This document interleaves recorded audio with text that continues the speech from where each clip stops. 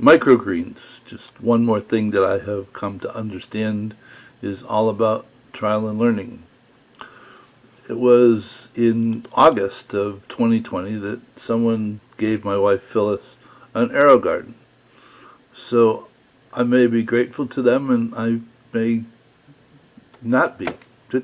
So she planted some tomatoes, and it was fascinating to watch them grow, and just experience the whole idea of having fresh fruit or fresh vegetables growing in the house, as opposed to just plants that you water all the time and look at, and don't give you anything except some oxygen here and there.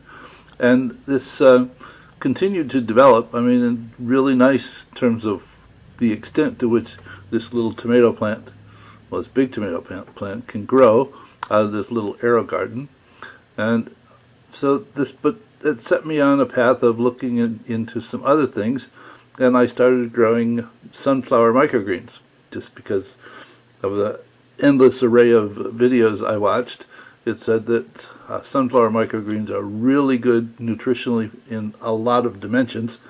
So I did that, and though the problem is that I'm doing all this in my office, and I'm growing it here. I would think I was growing in potting soil, and it's messy, and like I said, it's in my office. So I needed to continue to figure out a better way. But at least I figured out how to grow sunflowers, and I put them in salads and shakes and soups and sandwiches.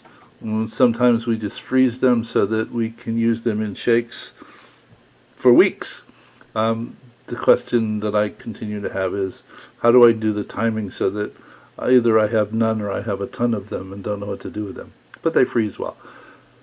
Though, in the process of this, my son asked me a question I didn't know the answer for, which was, when I grow plants in water, why don't the roots rot?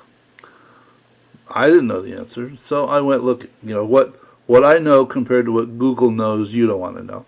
So what I found was this method called the crack key method, invented by this guy in Hawaii, which is you take a pot or something full of water. These are 3-quart containers that I got from the dollar store, and I spray painted them black. And I cut a hole in the top of them to put a net pot in them. And the idea is that you start the plant in here so that it just touches the water in the pot, and as the plant grows, it drinks the water down.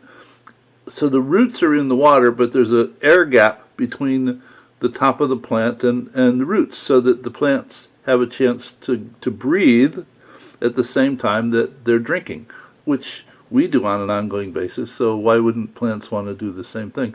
And this is really neat, because I can grow a plant in one of these 3-quart cracky pots, and I might not have to water it for 6 weeks, and I can harvest lettuce off of it for, it takes 3 weeks for it to mature to the point where I can use it, and then it goes on and on for a while. So the tomatoes are continuing to grow. We actually cut tomatoes off of this plant for 11 months, and then it just got to be too much, so we deep sixed it. The cracky pots are multiplying, and I started growing things in these 5x5 dishes, sitting in little plastic dishes so that I could bottom water them after they got started, and that continued. And the amount of plant that you can harvest off of a 5x5 square is rather amazing, though as I said, it's messy. And I migrated from potting soil to cocoa coir, which is ground up coconut husks. It's a lot cleaner. It's you don't have to worry about bugs and stuff in it, but it's still, to an extent, it's dirty. And what I really wanted to do was learn how to grow in water. And this is wheatgrass. Wheatgrass goes really nice in shakes, but don't try and chew the stuff, because I know why cows chew their cud, because it just goes on and on and on. The 5x5 dishes on my coffee table in my office continued to multiply as I experimented with different kinds of microgreens, and it actually got to a point where I had 24 different microgreens growing on my coffee table. And we only lost 2 or 3 of these to mold, and we actually ate all the rest of them over a period of time. We added 2 additional AeroGardens, and I've got 4 or 5 kinds of lettuce growing with some Swiss chard and some kale and some arugula, and there's some spinach in here. And it's just nice having such a variety, and any time that, or whenever you get ready to eat, you go cut some lettuce. I mean, it just doesn't get any fresher than this. So the cracky pots are still multiplying. And if you don't eat enough lettuce, your garden tends to get out of control. Even the cracky pots get out of control. The tomato plant gets out of control. And this is even further out of control. But we managed to cut all this and eat it, and, well, we gave some of it to friends. But the intent is just to grow for our own use, and it's just, as I said, it's real nice to be able to go and cut lettuce, and we eat a lot of salads. Though continuing to experiment, because you can watch all of the videos and read all the articles that you care to, though the only way that you can learn to grow microgreens is grow microgreens, because it just doesn't work the way it does in the videos. I mean, you sort of have to get a feel for it on your own. The videos provide guidance, though you just have to get used to doing it on your own. So my wife is growing herbs in her AeroGarden, and just some more cracky pots.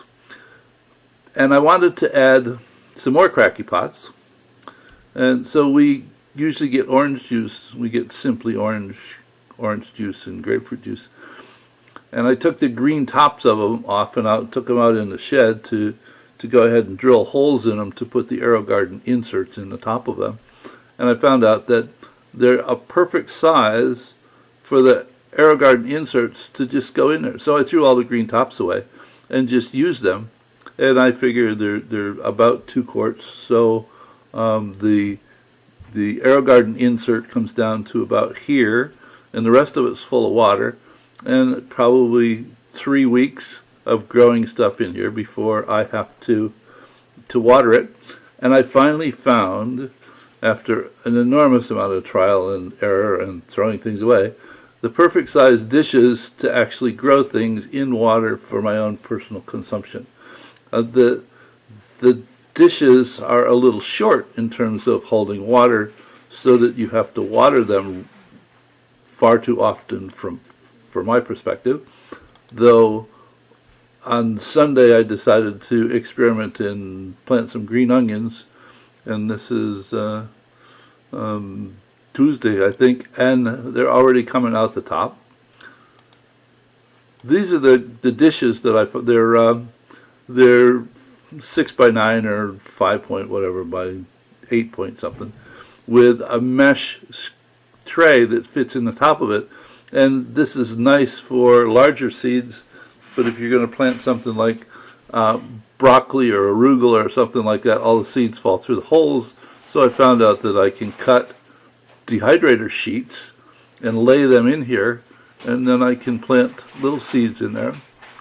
And once they actually germinate to the point where the roots are coming out the bottom, I found out I can switch them and use these 6 by 9 trays, and probably not have to water them after the initial watering until such time as I harvest them and put them in whatever we're putting them in. I've been eating an enormous amount of microgreens in burritos as of late. So this is sort of a short, well, not too short, overview of my journey in learning to grow microgreens in my office, which, if you looked around here, it looks pretty much like a food forest, which is fine. So take care, and I'll be back on track for the next video. I have some simulation stuff coming your way. So bye.